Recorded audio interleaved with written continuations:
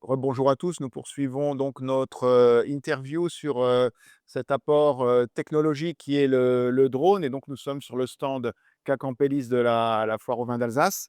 Et donc, autour de la table, nous avons toujours Sébastien Michelou de Digital Roots, qui est le prestataire suisse qui intervient en Alsace. Nous avons Claude Vaniec, qui est le président de la prévention à la C3A. Alors, la C3A, c'est la caisse d'accidents agricoles en Alsace, c'est ça. Et là, nous avons Jean-Michel Abig, qui est le président de la C3A, le président de la structure, et président aussi de CAC Ampélis, CAC Ampélis, donc de la coopérative qui va proposer la prestation du drone avec Monsieur Chaise. Voilà. Donc, le sujet autour de cette table, c'est un peu, si vous voulez, l'apport de santé, sécurité au travail des drones. Et donc, par rapport à ça, on peut parler de cette époque de transition où il y avait encore les aéronefs, c'est-à-dire les hélicoptères. Et quand ces hélicoptères ont été supprimés, bon, bah, il y a eu un changement dans la viticulture et des conséquences inéluctables. Et donc, Monsieur Vanillec, est-ce que vous pouvez nous présenter un petit peu cette... Vous avez vécu à la C3A cette période de transition. Donc, qu'est-ce qui s'est passé dans le monde viticole? En fait, moi, je suis salarié, enfin, j'étais salarié des domaines Schlumberger pendant 43 ans et en 2012, j'ai eu, Ségolène Royal qui a qui, un arrêté pour interdire le traitement aérien sur tout le sol français avec les hélicoptères. Comme moi, j'étais à la production, du coup, on traitait, 60 hectares, en 4 heures avec un hélico. Il a fallu, travailler, avec mes collègues au sol pour faire la même chose. Il nous fallait une semaine à 5 bonhommes et donc j'ai trouvé ça complètement injuste et j'ai commencé à voir si on pouvait évoluer dans ce domaine et petit à petit, avec l'aide de mon syndicat d'abord, la CFTC Agri, ensuite la caisse d'accident parce que j'étais déjà, membre, du conseil. J'en ai parlé et petit à petit, on a et monsieur Chaise, bien sûr, qui m'a soutenu parce que lui, il était à l'époque, mon directeur. On a commencé à aller voir, voilà, d'abord en local, préfet, sous-préfet, préfet et puis ainsi de suite, jusqu'à la fin au cabinet du Mmh. premier ministre. Mmh. Donc sur une période, qui allait de 2014 à 2022. Mmh. Mmh. D'accord, ça a été, Donc le combat, c'est parce que c'est injuste et puis que mes oui. collègues et moi-même, on était, dans le brouillard, Voilà. voilà. Donc on avait la suppression d'une option technique qui s'est traduit par, des conditions de travail, durcies, Dégradé. dégradées, fortement. Monsieur Habig, à la C3A, est-ce que vous avez, constaté une accidentologie, des problèmes de santé, dans le vignoble, consécutivement à la suppression de l'hélicoptère? Donc, rappelez peut-être donc depuis 2009, hein, comme Claude l'a signalé, plus de possibilités, donc plus de solutions.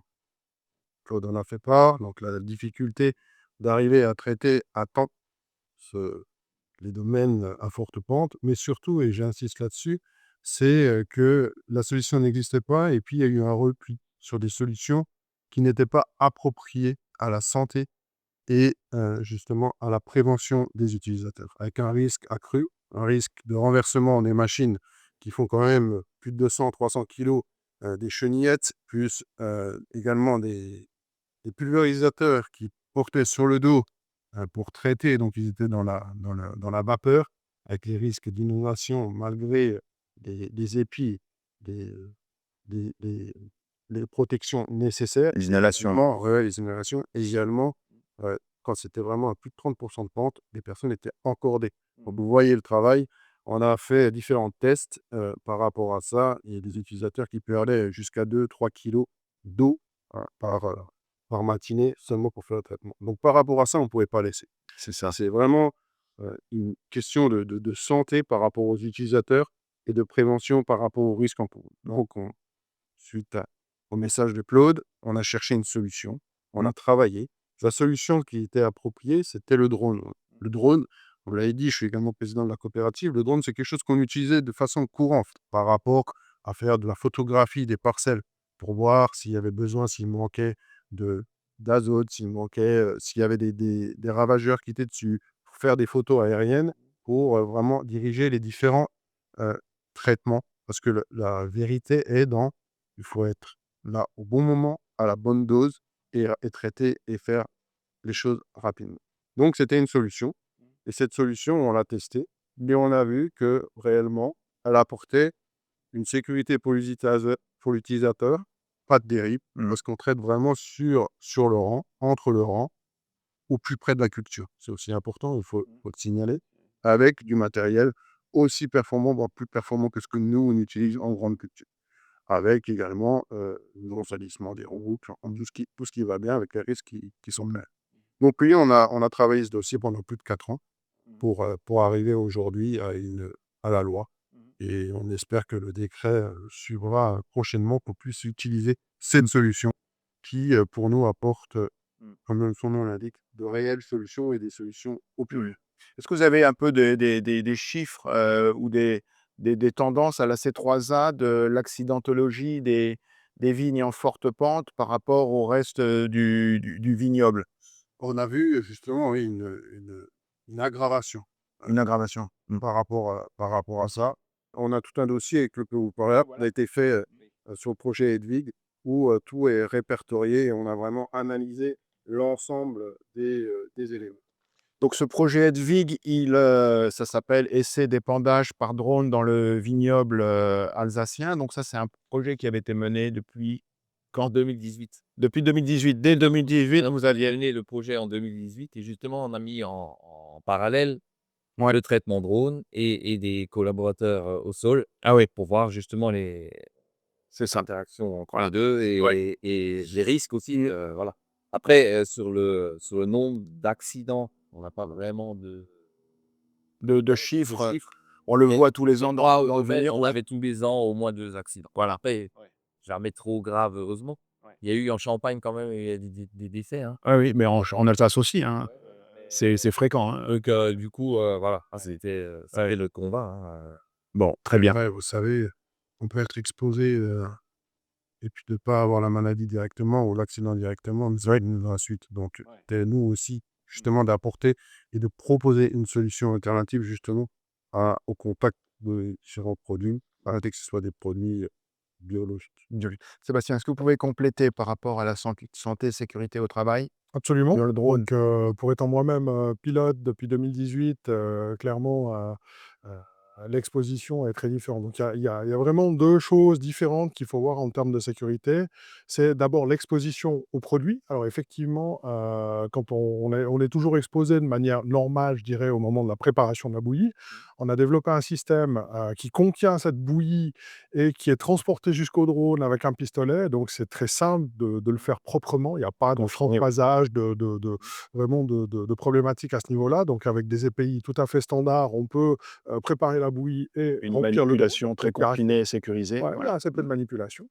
Et pour le pilote, alors lui, il est carrément, en dehors de tout ça parce qu'il est avec sa télécommande, la machine est à distance et donc il est pas du tout soumis Oui, à l'exposition. à l'exposition. Donc ça, pour la partie exposition, c'est clair. Après, il y a, je dirais, la partie plus mécanique liée au sol, liée au déplacement des gens dans le terrain et effectivement, là, j'ai découvert, le vignoble du Rangen, qui est absolument incroyable, où effectivement, on ne se tient pas debout. Donc effectivement, on doit s'encorder On est encordé, oui. et c'est hyper dangereux, c'est hyper pénible, c'est hyper contraignant pour les personnes. Ah oui. Il faut s'imaginer la personne qui va descendre là-dedans avec des EPI complets, donc elle est complètement fermée, elle a un masque. Déjà, en termes de respiration, de mouvement, c'est contraignant. En plus, il est attaché, il a un atomiseur sur le dos, il doit traiter. Waouh, c'est Ouais. c'est pas très humain, ça. On appelle ça les vendanges de l'extrême, le vignoble de l'extrême, hein. C'est ça. Voilà, C'est c'est un des plus beaux vignobles du monde, Dick Hunter le dit, c'est un ouais, des 10 plus beaux vignobles du monde, mais ça se paye ça a un prix. à l'effort humain et donc autant soulager, oui. Pour revenir au Rangan, juste pour faire une différence, on a fait des applications là-bas avec des engrais foliaires, pour faire des essais et effectivement, sur la partie du Rangan où ils mettaient 2 jours à 4, on a fait la totalité avec le drone. Vous étiez sur place, en 1h20, on avait traité ces 3 hectares. C'est ça, C'est moi qui ai piloté, c'est assez j'avais formidable quand même. aucune contrainte sur moi-même, Ouais. si ce n'est que de regarder voler le drone. Donc c'est incomparable. Il y a pas photo. Donc en termes de protection des travailleurs, que ça soit pour l'exposition aux produits, soit physiquement pour eux, pose pas de problème. Donc un mot de conclusion sur, comment vous voyez l'avenir de ce drone? Comment vous l'espérez? Vous aussi en tant que Jean-Michel, en tant qu'agriculteur aussi, hein, sur d'autres cultures.